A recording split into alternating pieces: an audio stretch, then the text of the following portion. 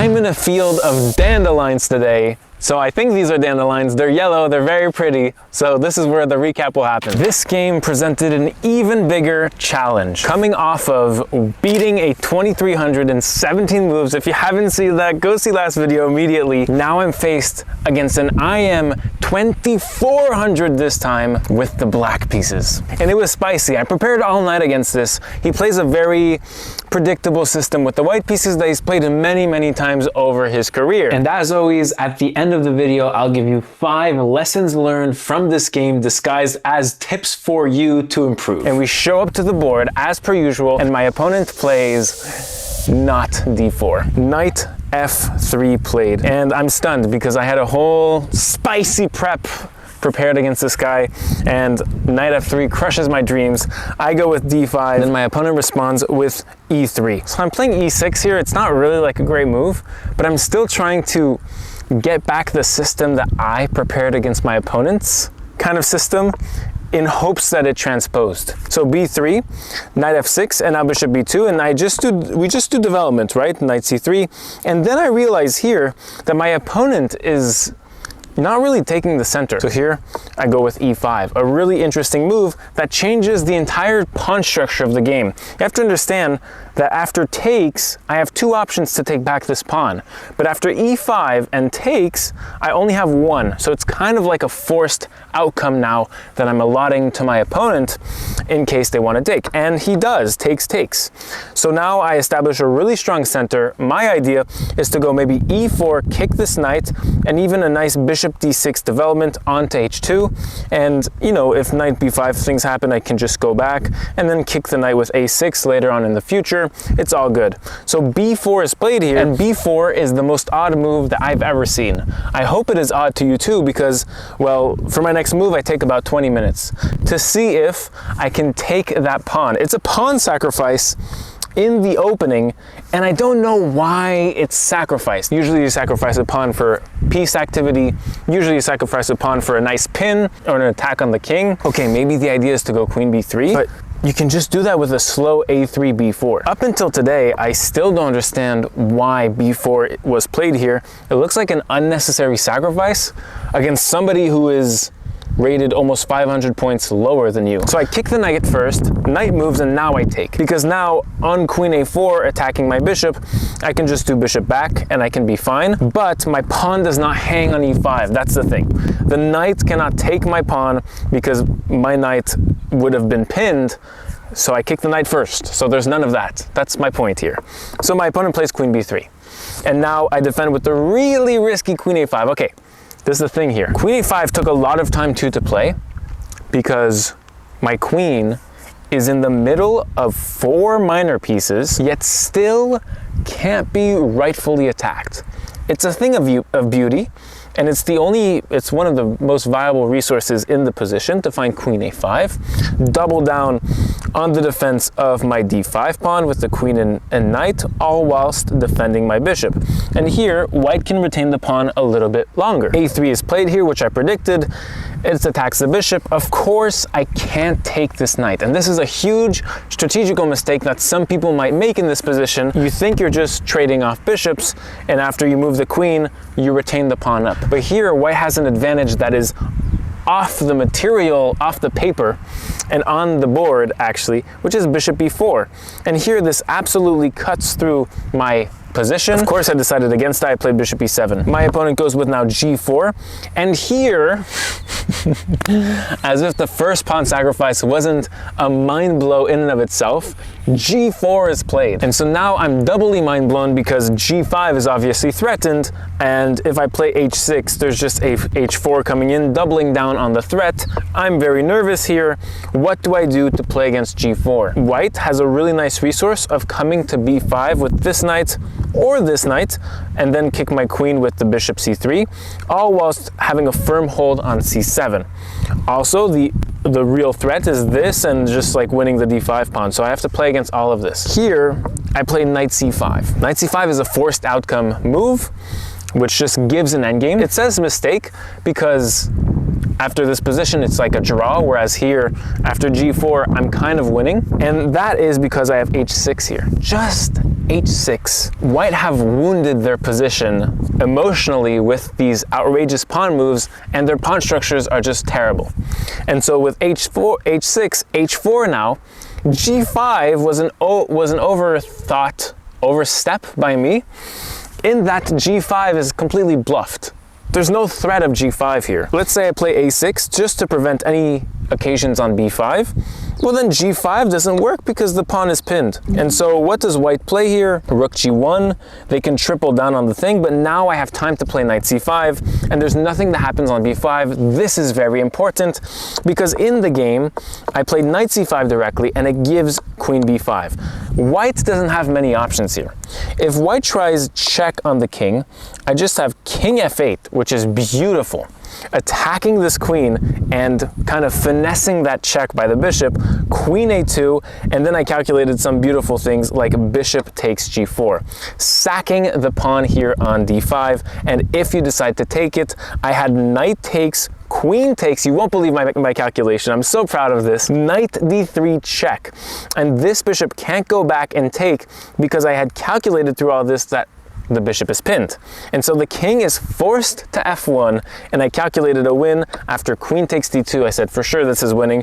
I'm threatening checkmate in 1, and the white pieces just don't come here in time. If queen a2 is played, it's kind of similar. I can still take, and after takes, you can't take back with your queen because I have knight d3 check with the discovered attack on the queen. So I would just win a pawn after bishop takes g4, and that's why queen b5 check is played almost immediately. Now I have 30 minutes to my opponent's hour. So I swap queens here, knight takes, all predicted, I take on g4, and now I give the exchange. So if I defend the exchange, things will go bad for me. Let's say I do castles, defend this, there's g5, and it looks pretty crushing for white. They gain back the pawn, they have active knights in the center, the bishop opens up on this long diagonal. I don't love any of this. So I had decided, and you decide this with the knight c5 move because it's part of the whole line, you have to know it all from this move. I knew that after takes, I can take a second pawn on g4, knight c7 check, I defend my rook with the only move in this position, king d7, now we swap, and now I have two pawns and a knight for a rook. And I thought this was enough for at least a draw, and at most an advantage for black. Like certainly there's an argument here that black can have an advantage. But the only issue is I have 30 minutes left. And so 30 minutes seems like a lot, but if you have 50 moves to play over 30 minutes, it's not a lot. Rook g1 is played immediately, and basically looking at this g7 square, threatening h3 as well. Here, the best move is h5, and if h3, then I have bishop back, and I don't understand why bishop f5, and even bishop f5 immediately is the best move for black, believe it or not. Yes, I understand that rook takes, we can trap the rook, that's fine, but what is this bishop doing? So I'm going with, okay, bishop h5, we still cut the king, you still can't take on g7 because your rook is trapped, bishop g6, bishop f8, GG's, good game. So after check, now I have a think, because I'm in trouble here. If I play king down, because of this open g file, white can just take on g7, and if I play, let's say this, to trap the rook, knight takes d5, offsetting my knight from the protection of this g8 square, and after I take the sacrifice, rook g8 wins the exchange here on a8. So king down is not a possibility. King e6, which is the best move, is what I looked at for a very long time, but decided against it because of this very nice knight e2.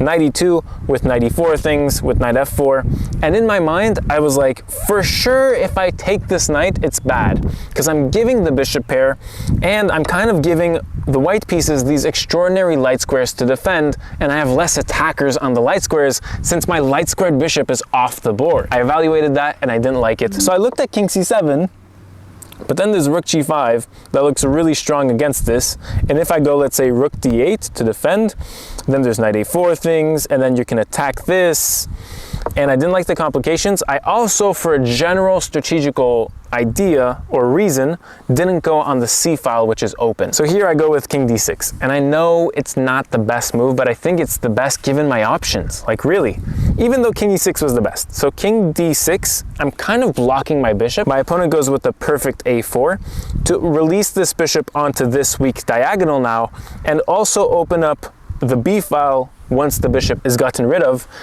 on the weak b7 pawn. a6 to kick the bishop, and a6 is not the best. I should play g6 so that my bishop can go anywhere. Augment the flexibility of my bishop. And you'll see why a6, I'm looking back on that move and I'm like, not the best. So a6, the bishop goes back.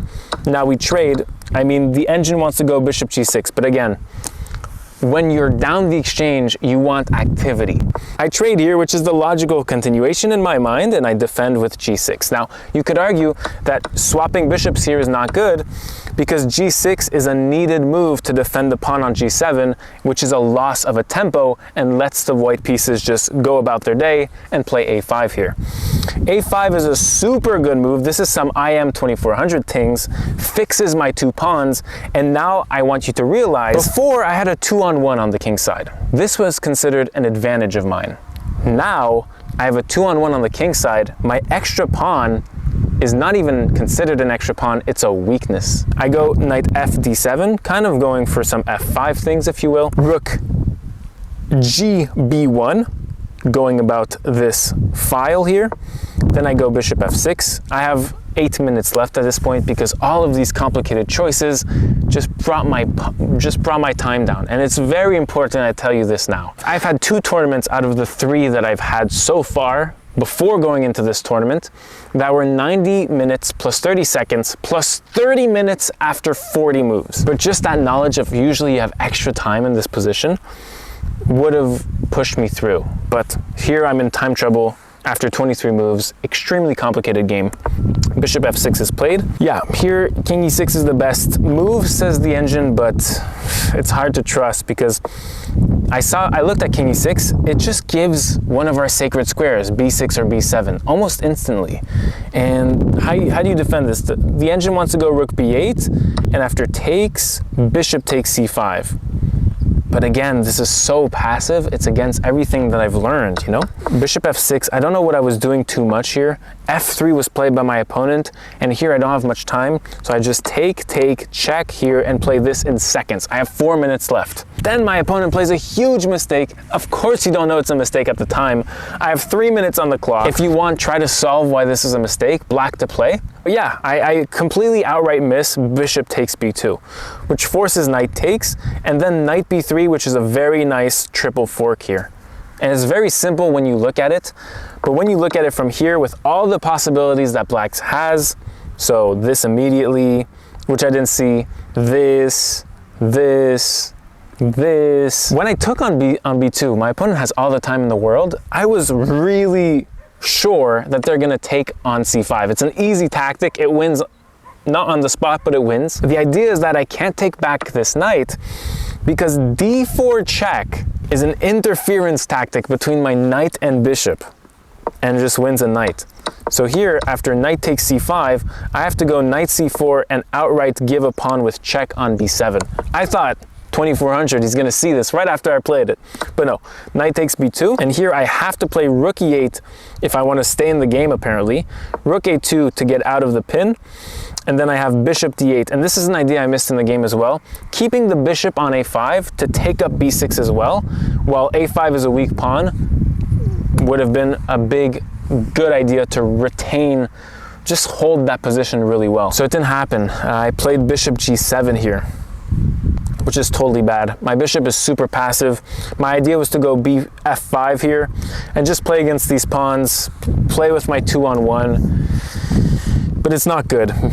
My opponent just configures some really good counterplay on the king side, right? Rook a3, getting out of the pin to liberate this knight. I move my rook and then knight d3. And basically it's really hard to defend anything here. If I take here, which happened in the game, rook takes, my b7 and b6 squares are open. So the 2 things we had to defend with our lives are both in danger. And then after I defend, check, king up, rook db3, I can't defend this pawn anymore, which means I can't defend this pawn anymore, which means that this pawn will be a passed pawn, and it's too far out for my bishop to do anything if we trade rooks or not. And here, after a few moves, I completely resign. Even though my calculation was fire though, like that game was so nice from a point of view of calculation. The endgame I got into was actually slightly better for black. So you can say I made the perfect decisions with the time that I had. And then once my time went down, yeah, it happens. I was just in time pressure, and you make one-off decisions when you're in time pressure, and things happen. Tip number 1 in this game is kind of an off-the-board advice. As you saw in this game, my time management was exceptionally poor. After only 8 moves played on the board, I had already dispensed 30 minutes of my time, which is a third of my time, in 8 moves. It's like crazy bad time management. So here are tips for you, given the time control of your next tournament, to better suit yourself given the time management that's allotted to you. So the 2 most common time controls in classical FIDE rated chess tournaments are 90 minutes plus 30 seconds increment for the entire game. That was the case for this tournament. And the second one, I've played 2 tournaments in this one too. 90 minutes plus 30 seconds, and then plus 30 minutes after 40 moves have been completed on the board. Now, 2 time management strategies completely different for different tournaments. So let's see at the number 1 option now, 90 minutes plus 30-second increment. For this one, I suggest time managing with a phase of the game in mind. So allot 15 minutes to the opening, and once the opening is completed, then allot 45 minutes to even an hour if the middle game is long and it's decisive. And then for the endgame phase, allot 15 minutes to at most 30 minutes for the last remaining of the games. Again, this is dependent on if you have a lot of endgame to play and it's pretty equal endgame that you dilute too fast, or if the middle game is really decisive and you guys are attacking each other. In the second tournament time control, 1 hour and 30 minutes plus 30 seconds plus 30 minutes plus 30 seconds after 40 moves. This is my favorite time control. I've realized that especially after this tournament, in which I was suffering on time in a lot of my games. For this one, I used the 40 move method. So you're gonna break down how much time interval you need for each lapse of 10 moves until you get to that glorious 40 move mark, in which you get 30 minutes plus. So for move 0 to 10, I recommend taking a proportional 22 minutes and a half, and then you'll be down to 1 hour and 7 minutes after those 10 moves. From move 10 to 20, approximately, it doesn't have to be on the chopping block, but I recommend that you use half your time by then after move 20, down to 45 minutes total left on your clock. And then from 20 to 30, you'll have 22 minutes left at the end of move 30. And then from 30 to 40, you have 22 and a half minutes left to finally arrive at move 40 and then get your bonus 30 minutes time for the rest of the game. I think that format is pretty clean, and I use that in Maya to my advantage. Of course, it's case by case. As we saw in this game, it was a really critical moment very early on in the opening, but I just think that overall I was revising these lines 2-3 times where it was unnecessary. Trust your own calculation, and at the end of the day, if you take too much time for it in the middle game, you will suffer in the other ends of the game, which was the case here. Lessons learned number 2.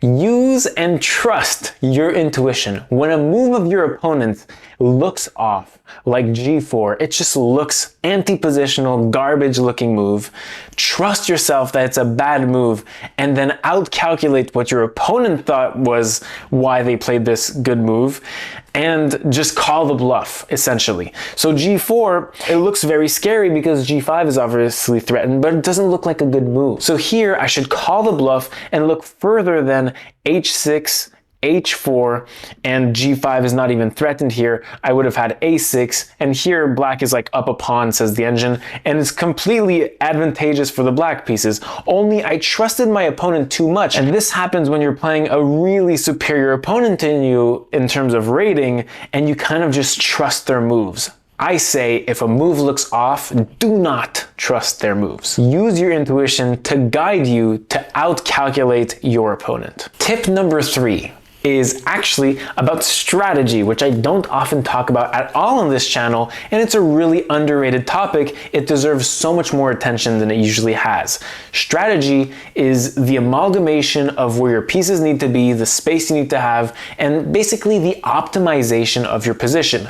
Usually I suggest you do an evaluation of your position from a strategical lens at each phase transition of the game. So when you switch from the opening to the middle game, or here in this position, when we have just switched from the middle game to the end game. Here I need to do a deep dive analysis of what is the piece optimization of this knight, let's say, which I would say is probably e5, which is a tough square to get that knight at, but you just keep that in mind. The optimization of this bishop, probably getting this diagonal, which is quite impossible, so therefore that's why the engine liked to trade it off, because this bishop doesn't have a chance in the world. The optimization of this bishop, here strategically speaking, the bishop is really nice when it's on this diagonal. Optimization of this rook, the rook maybe to c8 on the open file. And finally, the optimization of our extra pawns. How do we want these pawns? Probably with a6, b5 before something like a5 is played here, and just here gathering an advantage, so like g6, f5 with a solid pawn structure. Make these evaluations happen once you start in a middle game so that your plans are more clear, and then your course of action will be more clear as well. Tip number 4 is know your opponent's weaknesses like the back of your hand. I cannot press this more, and I did this so badly in this game. It needs improvement.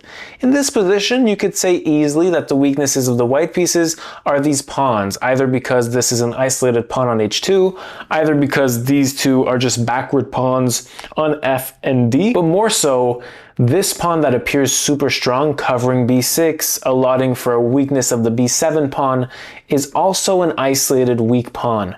And there's a certain moment farther into the game, let me just get to it here, check this, here, where I have to play rook e8, find this, the rook gets out of the pin here, and I must absolutely 100% know that these weaknesses are less attainable and less pressurizable, if that is a word, than bishop d8 and threatening this weakness on a5 to keep the rook attached to that a3 or a file as well. And so I failed miserably here to identify that this is not actually a strong piece for white. It can be a weakness that I can target with a very nice bishop d8 here. And instead I play a very feeble bishop g7 here, which ultimately cost me the game. I think this is the move where literally I break down as the black pieces. So you don't want to play bishop d8 immediately to box in your rook, which is why the rook e8 idea first, right? With then bishop d8, and then you can keep a bishop on this a5 square. It's going to be super painful for the white pieces to continuously defend that. And yeah, at the end of the day, you have a bishop on here and you're forcing a rook to get attached on there. Net, you're +2 on this pressure outcome. And finally, tip number 5 is emendation, which means always revise and check your opponent. In this position, my opponent played knight a4, and because they're a stronger player, I assumed that this was a flawless move, especially that he took 8 minutes on it. So I assumed an IM 2400, he took 8 minutes on it, it's good. Everyone overlooks things. So always make sure to double check your opponent. And here, there was actually an oversight. If I take this bishop here, it forces the knight to take, because if the rook takes, you lose the exchange. So this forces an outcome out of the white pieces, and here the position looks completely feeble, and just from then you identify a very nice tactic, knight b3, kind of just attacking all 3 of these, and after knight takes, d takes, your weak isolated pawn on d5 becomes a really strong pawn on c4, which holds the knight on b3, and this knight being held on b3 can prevent another weakness from being acted upon on b7, and here the black pieces have fixed all their weaknesses. I mean, black is very, very is looking very attractive here, and black at least gets a draw, says the engine, and I would be very, very confident playing this as black, much more than in the game. So those are the lessons learned for the game against Krishna CRG. I lose this, and we now have 2 out of 4. We're scoring 50%, which is not that bad, with the in mind that we've played a 2500 almost, and this 2400 and a 2300. Like, the average elo that I played is pretty high.